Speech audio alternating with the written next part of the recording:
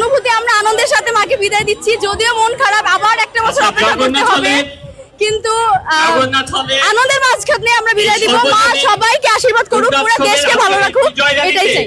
মা যেমন আমি পূর্বেই বলেছি, মা যেমন এসেছেন আমাদের মাঝে আনন্দ নিয়ে, উৎসব নিয়ে, মা চলে যাচ্ছেন আমাদেরকে আমি ভাষা প্রকাশ করতে পারছি না। এটা কতটা প্যাথেটিক, কতটা কষ্টকর এটা ভাই। আমরা যারা সনাতন ধর্মাবলম্বী রয়েছি শুধুমাত্র তারাই বুঝতে পারি ব্যাপারটা।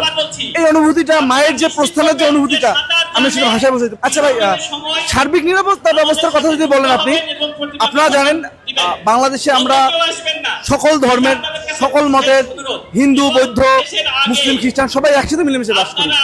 তো যে কোনো অনুষ্ঠানেই সবারই অংশগ্রহণ থাকে, সবারই আনন্দ মনোভাবে অংশগ্রহণ হয়ে যে কোনো উৎসব পালন করে।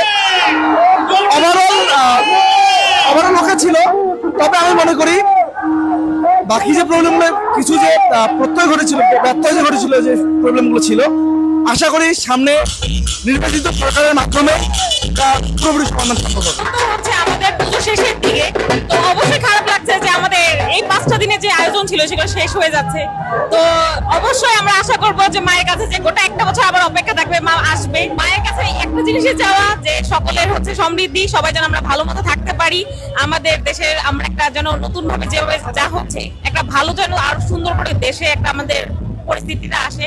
আর সবাই যেন আমরা আমাদের প্রিয় বন্ধু বান্ধব, আত্মীয় স্বজনদের সাথে এইভাবে থেকে যেন আমরা সামনের বছর যেন আমাদের মাকে আবার বরণ করতে পারি। যখন দেবী দুর্গা আমাদের কাছে, আমাদের পরিবারের, আমাদের মায়ের মতো, যখন তিনি আমাদের কাছে আসেন তখন আমাদের মন এমনিতে ভরে যায়। বিষাদের সময় যখন তাকে আমরা বিদায় দেই, মন আমাদের এমনি কষ্টে ভারাক্রান্ত থাকে। আমরা আবার পরবর্তী 1 বছর জন্য অপেক্ষায় থাকি, আবার মা আসবেন, আমরা মহালয়ার মাধ্যমে তাকে গ্রহণ করব এবং ষষ্ঠীর মাধ্যমে, তার বোধনের মাধ্যমে আমরা আবার তাকে বরণ করে নেব।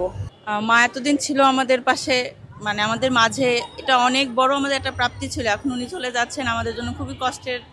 আবার 1 বছর ওয়েট করতে হবে এই মুহূর্তটা পাওয়ার জন্য। এটার জন্য আমরা সবাই মানে অনেক স্যাড।